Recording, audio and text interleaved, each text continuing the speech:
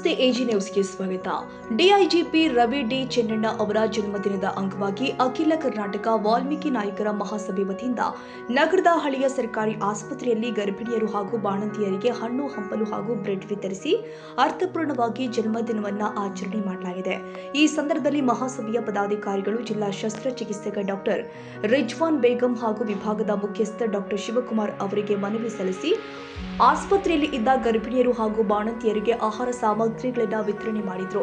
ಕಾರ್ಯಕ್ರಮದಲ್ಲಿ ಮಾತನಾಡಿದ ಅಖಿಲ ಕರ್ನಾಟಕ ವಾಲ್ಮೀಕಿ ನಾಯಕ ಮಹಾಸಭೆಯ ಜಿಲ್ಲಾಧ್ಯಕ್ಷ ನರಸಪ್ಪ ನಾಯಕ ಬುಡಾಗಿನೋರ, ಡಿಐಜಿಪಿ ರವಿ ಡಿ ಚೆನ್ನಣ್ಣ ಅವರು ಬಡ ಕುಟುಂಬದಲ್ಲಿ ಜನಿಸಿ ನಿರಂತರ ಪರಿಶ್ರಮ, ಶಿಸ್ತು ಮತ್ತು ಶಿಕ್ಷಣದ ಬಲದಿಂದ ಉನ್ನತ ಹುದ್ದೆಯನ್ನು ಅಲಂಕರಿಸಿರುವುದು ಇಂದಿನ ಯುವ ಜನತೆಗೆ ಮಾದರಿಯಾಗಿದೆ. ಶಿಕ್ಷಣವೇ ಶಕ್ತಿ ಎಂಬ ತತ್ವವನ್ನು ಜೀವನದಲ್ಲಿ ಅಳವಡಿಸಿಕೊಂಡು ಪರಿಶಿಷ್ಟ ಪಂಗಡದ ಸಾಮಾನ್ಯ ಕುಟುಂಬದಿಂದ ಉನ್ನತ ಹುದ್ದೆಗೆ ಏರಿರುವುದು ಪ್ರತಿಯೊಬ್ಬ ವಿದ್ಯಾರ್ಥಿಗೂ ಸ್ಫೂರ್ತಿದಾಯಕವಾಗಿದೆ.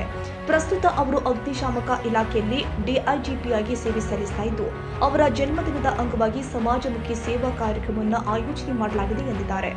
ರವಿ ಡಿ ಚೆನ್ನಣ್ಣವರ ಹುಟ್ಟುಹಬ್ಬದ ಪ್ರಯುಕ್ತವಾಗಿ ನಮ್ಮ ಯಾದಗಿರಿ ಜಿಲ್ಲೆಯ ಗೌರ್ಮೆಂಟ್ ಹಾಸ್ಪಿಟಲ್ ಹೆರಿಗೆ ಆಸ್ಪತ್ರೆಯಲ್ಲಿ ಅವರ ಒಂದು ಹುಟ್ಟುಹಬ್ಬದ ಪ್ರಯುಕ್ತ ರೋಗಿಗಳಿಗೆ ಹಣ್ಣು ಹಂಪಲು ವಿತರಣೆ ಮಾಡುವ ಮುಖಾಂತರ ಅವರು ಇವತ್ತೇನಾದರೂ ಸರ್ಕಾರಿ ಶಾಲೆಯಲ್ಲಿ ಓದಿಕೆಸಿಂದು ಇವತ್ತು ಒಂದು ದೊಡ್ಡ ಉನ್ನತ ಸ್ಥಾನಕ್ಕೆ ಬಂದಾರ. ಇವತ್ತು ಯಾವುದೇ ಜಾತಿ ಒಂದು ಹಿಂದುಳಿದ ವರ್ಗ ಮತ್ತು SC/ST ಮಕ್ಕಳು ಇನ್ನೂ ಚೆನ್ನಾಗಿ ಓದಿ ಯಾವುದೇ ಕೆಟ್ಟ ಚಟಕ್ಕೆ ಬಲಿ ಆಗಬಾರ್ದು ಅಂತೇಳಿ ಅವರು ಒಂದು ಉದ್ದೇಶ, ಅವರ ಗುರಿನೇ ಏನಂದ್ರೆ ಒಂದು ಶಿಕ್ಷಣವೇ ಒಂದು ಹೆಬ್ಬಾಗಿಲು ಅಂತಾರೆ. ಭಾಳ ಶಿಕ್ಷಣಕ್ಕೆ ಮಹತ್ವ ಕೊಡೋ ವ್ಯಕ್ತಿ ಇವತ್ತು ಯಾರು ಇದ್ರೆ ಅದು ಡಿ ರವಿಚಂದ್ರನವರು ಅಂತ ಅಂದಾಗ ಈ ಸಂದರ್ಭದಲ್ಲಿ ಭಾಳ ಹೇಳಕ್ಕೆ ಇಷ್ಟಪಡ್ತೀನಿ. ಬಂಧುಗಳೇ, ಇವತ್ತು ಅದೇ ಯಾರೇ ಆಗಲಿ ಒಂದು ಯಾವುದೇ ಚಟಗೊಳಗಾಗಲಿ ಶಿಕ್ಷಣ ಒಂದು ಏನು ನಾವು ಖಡ್ಗ ಹಿಡಿಯೋ ಮುಖಾಂತರ ಖಡ್ಗ ಹಿಡಿಯೋದಲ್ಲ, ಮಕ್ಕಳ ಕೈ ನಾವು ಪೆನ್ನು ಕೊಟ್ಟು ಶಿಕ್ಷಣದಿಂದ ನಾವು ಅದಿದು ಮಾಡೋಣ ಅಂತ ಹೇಳಿಕೊಂಡು ಅವರ ಹುಟ್ಟುಹಬ್ಬದ ಪ್ರಯುಕ್ತವಾಗಿ ಹಾಸ್ಪಿಟಲಲ್ಲಿ ಬ್ರೆಡ್ ಹಣ್ಣುಗಳನ್ನು ಹಂಚಲಿಕ್ಕೆ ತಯಾರು ಮಾಡಿಕೊಂಡಿದ್ದೀವಿ.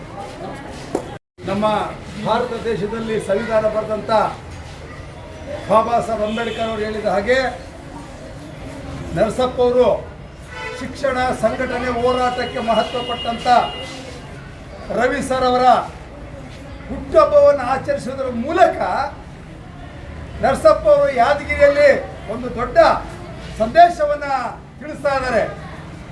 ಇಂಥವರಿಗೆ ಗೌರವ ಮಾಡೋದ್ರಿಂದ, ಇಂಥ ಸನ್ಮಾನಗಳು ಮಾಡೋದ್ರಿಂದ ಮತ್ತು ನರಸಪ್ಪ ಅವರ ಒಂದು ಮಾತುಗಳನ್ನು ಕೇಳಿ ಡಾಕ್ಟರ್ ಸಾಹೇಬರು ಕೂಡ ತಮ್ಮ ಅಮೂಲ್ಯವಾದ ಸಮಯವನ್ನು ಕೊಟ್ಟು ಬಂದಿದ್ದಾರೆ. ಇಲ್ಲಿರ್ತಕ್ಕಂಥ ಯಾದಗಿರಿಯಲ್ಲೆಲ್ಲ ಸಂಘಟಕರು ಕೂಡ ಈ ಒಂದು ರವಿ ಸರ್ ಅವರ ಒಂದು ಕಾರ್ಯಕ್ರಮದ ಮೂಲಕ ಎಲ್ಲರೂ ಅಂಬೇಡ್ಕರ್ ಅವರ ಆಸೆಯನ್ನು, ಸಂವಿಧಾನದ ಆಸೆಯನ್ನು ನಾವೆಲ್ಲರೂ ಒಂದು ಈಡೇರಿಸಿ ಮುಂದಿನ ದಿನಗಳಲ್ಲಿ ಎಲ್ಲರೂ ಕೂಡ ಪಂಡಿತರಾಗಿ ದೇಶವನ್ನು ರಕ್ಷಿಸ್ತಕ್ಕಂಥ ಒಂದು ಸೈನಿಕರಾಗಬೇಕಂತ ಒಂದು ಉದ್ದೇಶವನ್ನು ನರಸಪ್ಪ ಅವರು ಈ ಒಂದು ಕಾರ್ಯಕ್ರಮದ ಮೂಲಕ ತೋರಿಸುವುದಕ್ಕಾಗಿ ಅವರಿಗೆ ಇನ್ನೂ ಹೆಚ್ಚಿನ ಒಂದು ಆರೋಗ್ಯ, ಐಶ್ವರ್ಯ, ಅಧಿಕಾರ ಕೊಡಲಿ. ಎಲ್ಲ ಈ ಒಂದು ಸಂದೇಶ ಎಲ್ಲ ಜನರಲ್ಲಿ, ಭಾರತ ದೇಶದ ಪ್ರತಿಯೊಂದೊಂದು ಯುವಕರಿಗೂ ಕೂಡ ಮುಟ್ಟಿ ಪ್ರತಿಯೊಬ್ಬರು ಶಿಕ್ಷಣ ಹೊಂದಿ ಡಾಕ್ಟರ್ ಬಾಬಾ ಸಾಹೇಬ್ ಅವರ ಹಾಗೆ ಒಂದು ಸಂವಿಧಾನದ ಒಂದು ಶಿಸ್ತನ್ನು ತೆಗೆದುಕೊಂಡು ಬಂದು ದೇಶದಲ್ಲಿ ಒಂದು ಕ್ರಾಂತಿ ಆಗಲಿ ಅಂತೇಳಿ ಹಾರೈಸುತ್ತಾ ನಾನು ಈ ಮಾತುಗಳನ್ನು ಹೇಳೋದಕ್ಕೆ ಅವಕಾಶ ಮಾಡಿಕೊಟ್ಟಂತ ನರಸಪ್ಪ ಅವರಿಗೂ ಎಲ್ಲ ಸಂಘಟಕರಿಗೂ ವಂದಿಸಿ ಮಾತುಗಳನ್ನು ಮುಗಿಸುತ್ತೇನೆ. ಭೋಲೋ ಭಾರತ್ ಮಾತಾ ಕೀ ಜೈ, ವಂದೇ ವಂದೇ ಮಾತರಂ. ಧನ್ಯವಾದ.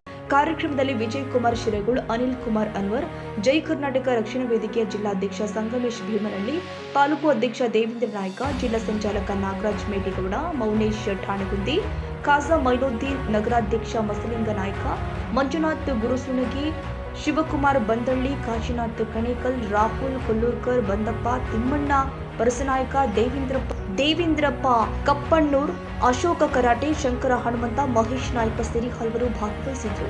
Nizamuddin, Yadgiri, AG news.